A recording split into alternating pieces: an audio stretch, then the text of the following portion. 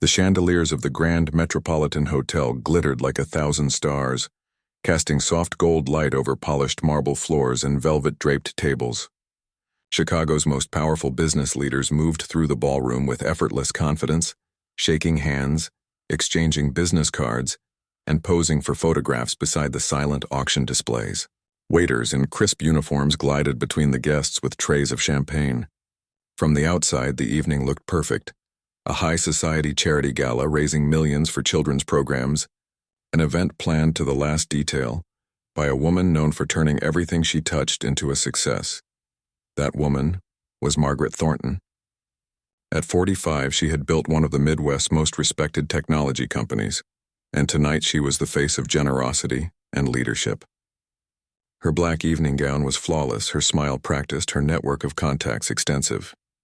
Yet even as she greeted guests with warmth, her eyes kept returning to the young girl standing quietly near the auction tables. 16-year-old Isabella Thornton looked every bit the daughter of a billionaire.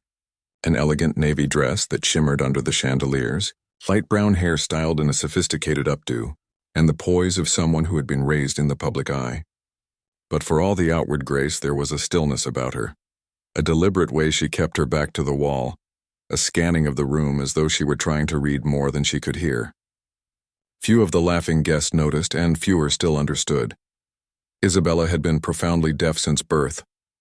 Years of speech therapy, private tutors, and the finest hearing aids money could buy had given her some tools, but they had not given her what she needed most: true connection.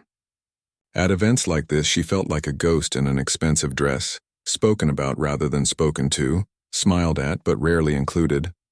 People slowed their speech and exaggerated their lips, thinking it helped. Few realized she communicated primarily in American Sign Language, and almost no one had learned even the simplest signs. The gala sparkled on around her, a sea of sound and success. Isabella stood at its edge, beautiful and invisible at the same time, wondering if anyone in this room full of leaders would ever actually see her. Margaret Thornton had never been a woman who accepted defeat. When Isabella was diagnosed as profoundly deaf at just a few months old, Margaret poured her entire heart and considerable fortune into finding a way to fix what nature had given. She hired the best audiologists in the country, flew to European clinics for experimental therapies, and enrolled her daughter in an elite preparatory school renowned for its special needs programs. She told herself she was giving Isabella every possible advantage, and in some ways she was. Isabella could lip read better than most adults. She had a refined vocabulary, and her academic grades were excellent. Yet, despite the carefully scheduled lessons and the expensive equipment, Margaret had never truly stepped inside her daughter's silent world. She had sat through a few sign language classes arranged by a private tutor, but her schedule soon crowded them out. Business trips, board meetings, and speaking engagements always seemed to come first. She relied on nannies, interpreters, and specialists to fill the gaps she left behind. In public, she spoke proudly of Isabella's progress. But in private, she sometimes wondered why her daughter seemed to retreat further into herself each year. At tonight's gala, Margaret was feeling that distance more than ever. She had orchestrated every element of the event, the floral arrangements, the speeches, the silent auction items. Yet she could not orchestrate a simple conversation between her daughter and their guests. She watched Isabella from across the ballroom and saw how the girl's eyes flickered from face to face, trying to catch meaning but falling behind. Guests would smile at her, murmur a polite greeting, and drift away, assuming she was shy. Margaret knew better. Isabella was not shy. She was isolated. She had learned to carry herself with dignity, to smile softly when she didn't understand, to pretend she was not hurt by the feeling of being outside the circle. Tonight, however, the mask was slipping. Margaret caught the subtle slump of her shoulders, the way her hands twitched at her sides, her private sign for frustration. A server passed with another tray of champagne. The band struck up a jazzy tune. A local politician took the stage to announce the fundraising total so far. Applause thundered across the room. Isabella flinched at the vibration she could feel through the floor and turned away, heading for a quieter corner near the service corridor. Margaret's heart clenched. She wanted to run after her daughter, but a new donor had just approached with a handshake and a smile, and instinctively Margaret switched back into hostess mode. She told herself Isabella would be fine. She always was, but Isabella was not fine. She leaned against the cool marble wall just beyond the ballroom doors, pressing her palms against the surface to steady herself. In the echoing corridor, the sounds of the gala were muted, but the loneliness was sharper than ever. She thought of the countless speech sessions, the endless drills, the polite strangers who thought patting her arm was enough. She thought of her mother's proud speeches about overcoming obstacles and wondered if anyone truly saw her as she was. At 16, she had learned an unspoken truth. You can be surrounded by people and still be utterly alone. In that moment, she didn't need another piece of technology or another award for resilience. She needed someone who would look at her without pity, someone who would meet her hands with their own hands in real communication. She sighed, closed her eyes, and let the crowd's muffled applause fade into silence. Out of sight of the glittering ballroom, she prepared herself for another evening of pretending. She had no way of knowing that on the other side of the corridor, pushing a mop bucket and wearing a plain gray uniform, someone was about to change everything.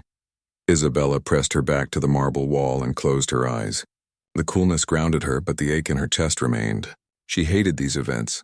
The polished smiles, the flashes of cameras, the constant guessing at what people were saying. She longed for even a single conversation where she didn't have to struggle. She was so deep in thought she almost didn't notice the soft squeak of wheels approaching. A janitor's cart came into view, stacked neatly with cleaning supplies. The man pushing it looked to be in his early 20s, with dark hair pulled back into a low bun and a calm expression. His uniform was plain gray, a stark contrast to the glittering gowns and tuxedos in the ballroom. Isabella instinctively straightened, expecting him to glance at her and keep moving as everyone else did. But he didn't. He slowed the cart, his eyes meeting hers not with pity, but with curiosity and warmth. He noticed her hands, which had begun to move unconsciously, a small pattern she signed to herself when she was anxious. His face lit with recognition. Very slowly, deliberately, he signed a single word. Hello.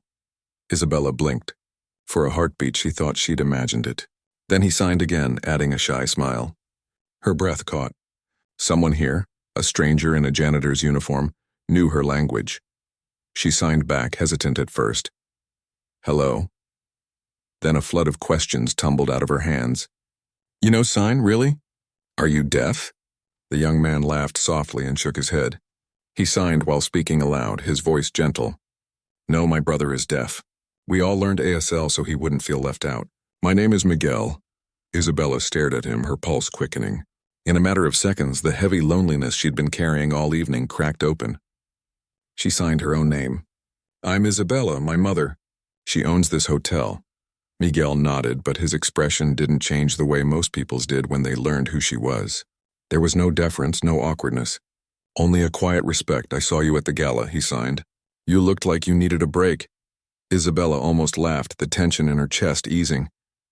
I always need a break at these things, she replied. It's like being underwater and everyone else is on the surface talking. Miguel's eyes softened. I know what that's like, at least from my brother. He told me it feels like the whole world moves without you. The honesty in his words startled her. She found herself signing more quickly now, telling him about the endless therapies, the way people spoke around her instead of to her, how she'd learned to smile so no one would see her frustration. He listened with his whole body, nodding, his hands still when she needed to pause. For the first time that night, Isabella felt seen. Not as a project, not as an inspirational story, but as a person. You're easy to talk to, she signed after a moment. Easier than most of my teachers, Miguel chuckled. Maybe because I'm not trying to teach you anything? Just listen. She tilted her head, studying him. A janitor who could sign, a man who looked her in the eye instead of at her hearing aids. It felt almost unreal. On the other side of the corridor, Margaret appeared briefly in the doorway, scanning for her daughter, but was intercepted by a donor. She never saw the small miracle unfolding just a few feet away. Isabella and Miguel continued their quiet conversation, hands moving like wings in the dim light of the service hallway. For the first time all evening, she forgot about the gala. She forgot about the cameras and the polite strangers. She forgot to feel alone.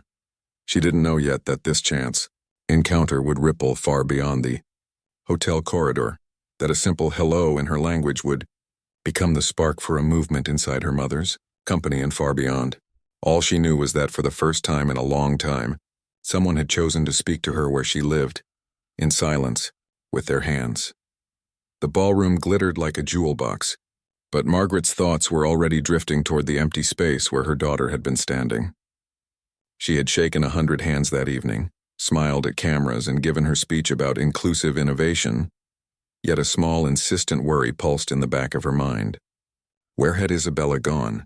She excused herself from a conversation with a major donor and slipped quietly toward the service corridor. Beyond the double doors, the music faded and the scent of polish replaced the perfume of roses.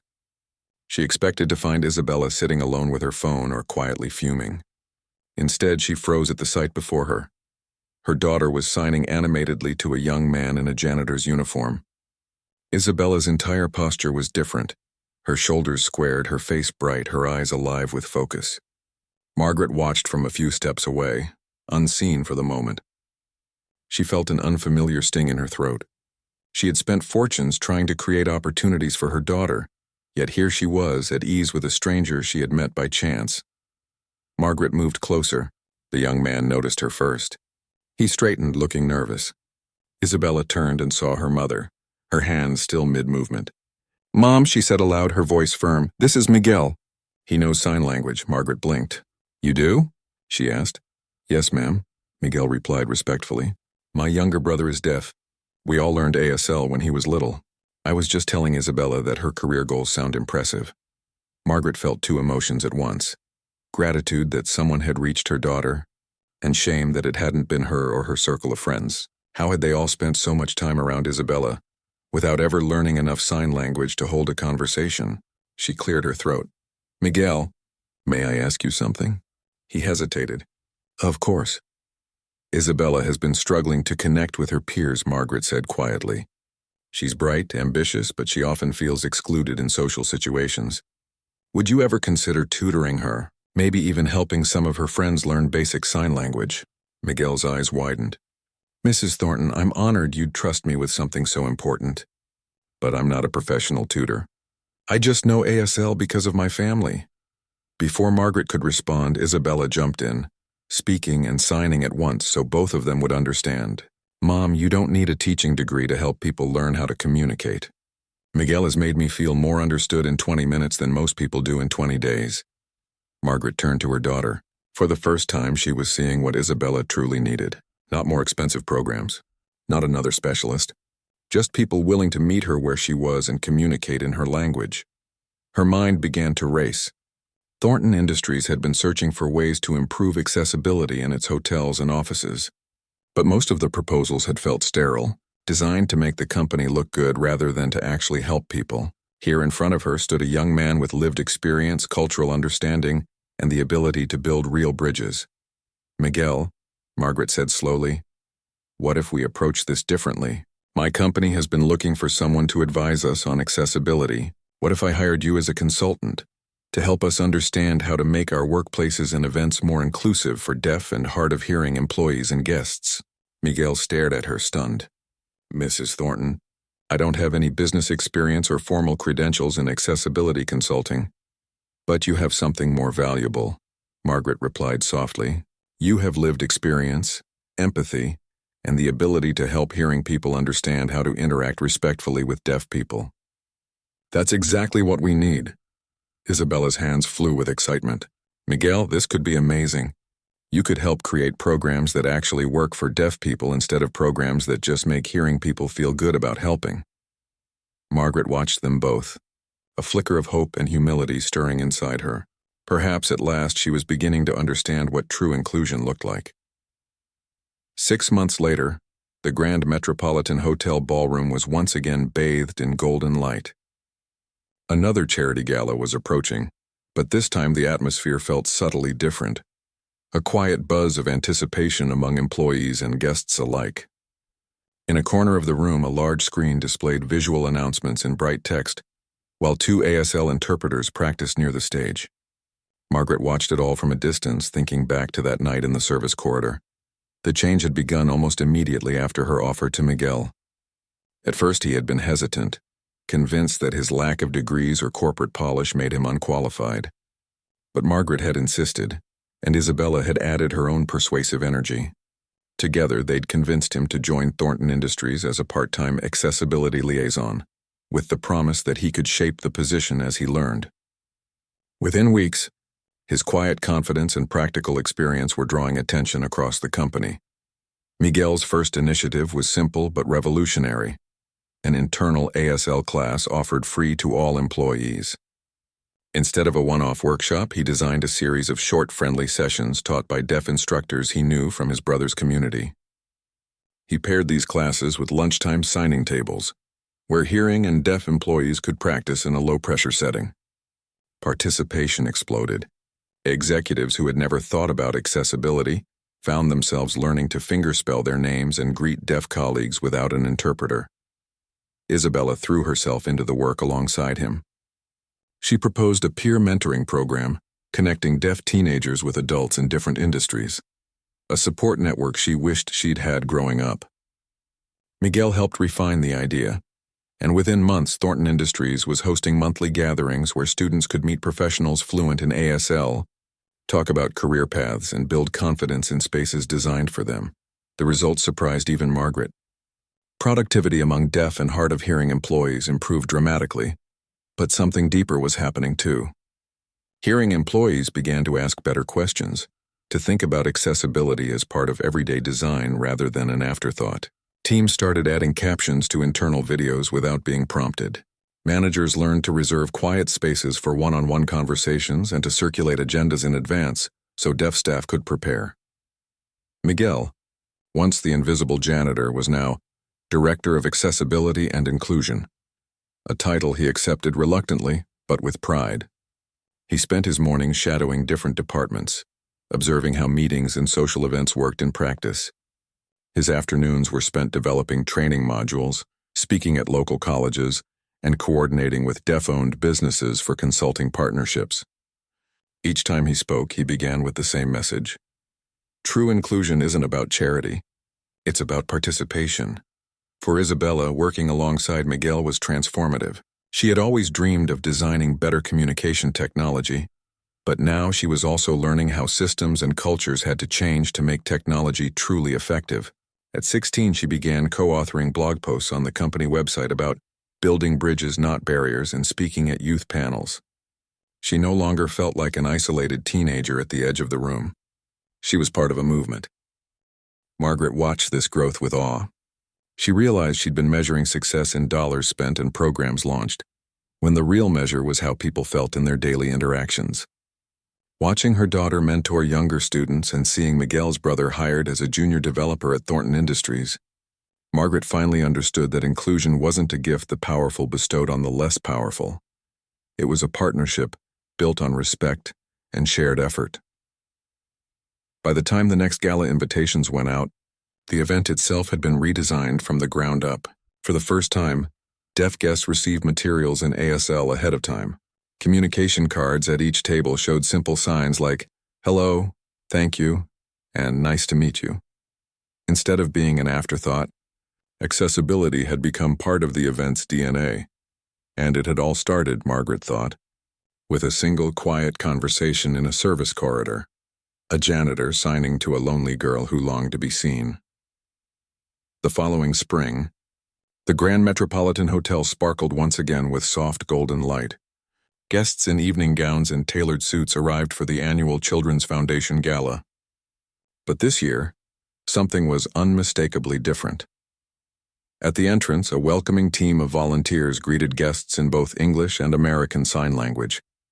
Visual displays projected real-time captions of announcements. Printed programs included QR codes linking to video messages in ASL. For the first time in the gala's history, deaf guests were not merely accommodated, they were anticipated. Margaret stood near the stage, taking in the sight with quiet satisfaction. She had hosted dozens of these events, but never one like this. The ballroom pulsed with the same glittering energy as before, yet the tone had shifted.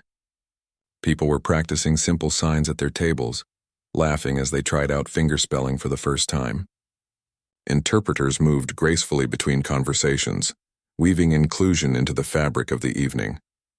At the center of it all stood Isabella, In a deep emerald gown, she radiated the kind of confidence Margaret had always hoped to see in her daughter. She no longer hovered at the edges of the crowd, unsure where to stand. She was shaking hands, introducing herself to donors, signing and speaking with ease. At 16, she was still young, but tonight she would address the entire room as the event's youth speaker. Backstage, Miguel adjusted his tie.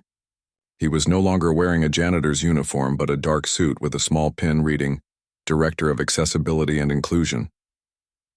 Though he still felt more comfortable behind the scenes, tonight he would stand next to Isabella, interpreting her speech and embodying the changes they had built together. When the time came, the room quieted. Margaret introduced her daughter with visible pride. Isabella walked to the podium, Miguel at her side. She placed her hands on the edge of the lectern and began. "Last year at this gala," she said, her voice steady as Miguel's hands translated her words, "I stood in this room feeling invisible. People smiled at me, but no one truly spoke to me. I was surrounded by sound, but I was alone." She paused, letting the words sink in. Then, in a service corridor, a man in a blue work shirt signed to me. For the first time that night, I was heard. The audience shifted, some leaning forward. Isabella continued, her eyes sweeping the room. The difference wasn't expensive accommodations. It was a person willing to meet me where I was. True inclusion isn't about fixing people. It's about building bridges. It's about listening to the communities you want to serve instead of assuming you know what they need. Behind her, Miguel's hands moved like water, carrying her message to both hearing and deaf guests at once. Several people in the audience were signing along with simple phrases, practicing in real time. "This year," Isabella said, "we've taken the first steps toward making this event and our workplaces truly accessible. We've learned that inclusion isn't a program, it's a practice. And it's a practice we can all participate in." She closed with a smile. "I hope tonight you'll remember, a single act of communication can change someone's life. It changed mine." Applause swelled through the room, not just in sound, but in a wave of raised hands, the deaf sign for clapping. Isabella's heart leapt at the sight. For the first time at a major event, she felt the audience's appreciation in a language that belonged to her. Off to the side, Margaret's eyes brimmed with tears. She had spent millions on specialized programs, but nothing compared to this moment. Her daughter standing proudly at the podium, a janitor turned director beside her, and a room full of leaders learning to speak with their hands. As Isabella and Miguel stepped down from the stage, the applause, silent and thunderous all at once, followed them like a promise. Months passed after that second gala, but the energy of that evening didn't fade. The Director of Accessibility and Inclusion title that had once seemed symbolic now carried weight across Thornton Industries and beyond. Requests for Miguel to speak or consult came from schools, hospitals, and corporations that had never before thought seriously about deaf inclusion. Margaret watched the calendar fill with workshops and training sessions and realized she'd underestimated how many people were hungry for practical guidance and authentic voices. Miguel never presented himself as an expert with all the answers. Instead, he opened every session with the same humility he'd shown in that service corridor. "I'm not here to inspire you. I'm here to help you learn to communicate." That approach disarmed executives and community leaders who were used to glossy presentations. They left with more than handouts. They left with a sense of responsibility. Isabella, meanwhile, blossomed. She became the unofficial co-architect of many of Miguel's initiatives, testing ideas with her peers and giving unfiltered feedback. She helped design a mobile app that combined simple ASL video clips with real-time captioning tips for service workers. She piloted a reverse mentoring program where deaf teens coached hearing professionals in conversational sign language and accessibility etiquette. In every project, she was no longer the silent teenager in the corner, but a designer and advocate shaping the future she wanted to see. One of the first major victories came when the Chicago Transit Authority adopted Thornton Industries' accessibility framework. Subway announcements were paired with visual alerts, and basic ASL tutorials appeared in staff training. Deaf commuters began posting videos on social media showing their surprise at being greeted in sign for the first time by a ticket clerk or bus driver. "It's like the city finally sees us," one caption read. At the same time, inside Thornton Industries itself, the culture shifted. Miguel's brother, now a junior developer, launched a deaf employee network that met monthly to advise management. Hearing staff began volunteering to teach at local schools for the deaf. Accessibility budgets stopped being a grudging line item and started being viewed as an investment in talent and innovation. Margaret often reflected on the transformation. She had started by trying to fix a gap in her daughter's experience, but she had ended up discovering a reservoir of leadership she hadn't known existed. In Isabella, in Miguel, and even in herself. She began speaking publicly about the difference between accommodation and inclusion, crediting Miguel and Isabella as her teachers.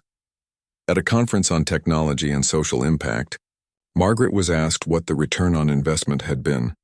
She smiled and told the audience, "The return is not measured in dollars. It's measured in people who no longer feel invisible." The impact reached beyond deaf and hard of hearing communities. Other groups, people with mobility challenges, neurodivergent employees, immigrants who used English as a second language, began asking to collaborate with Miguel's team to design programs that met them where they were. A culture of listening was replacing a culture of assumptions. For Isabella, the most rewarding part was seeing her peers step into leadership. Teenagers from the mentoring program started their own advocacy clubs at school. Some built prototypes of accessible apps. Others simply learned to stand tall and demand spaces where they could participate fully.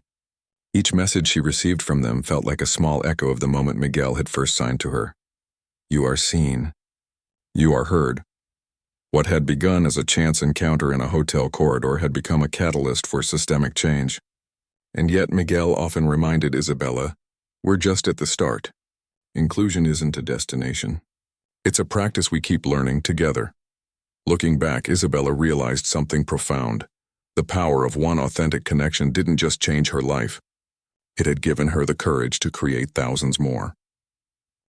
3 years after that first quiet conversation in the hotel corridor, Isabella and Miguel stood side by side again, this time not at a gala, but at a university auditorium packed with students, entrepreneurs, and community leaders. A large banner behind them read, Building Bridges, Not Barriers, a Summit on True Inclusion. Isabella, now a college student studying engineering with a focus on accessible technology, adjusted the microphone. She had spoken at dozens of events by now, yet each time she felt the same pulse of gratitude for the moment that had set her on this path. Miguel, now nationally recognized for his accessibility work, signed a quiet encouragement to her. They're listening, she began. When I was 16, I stood at the edge of a glittering ballroom feeling invisible. One person reached out to me in my own language, and that moment changed everything. It showed me that inclusion isn't a gift, it's a choice. And it's a choice each of you can make. Miguel translated with his hands, his movements steady and expressive. All around the room, hands rose in the deaf sign for applause. Isabella smiled and continued. What began as a conversation between a janitor and a lonely girl has grown into programs, jobs, and technologies that didn't exist before. But our goal was never just to help deaf people. Our goal was to show that every community deserves to be heard in the language that makes them whole. She paused, looking over the audience. You don't have to be wealthy or powerful to build bridges. You just have to notice who is being left out and take the first step toward them.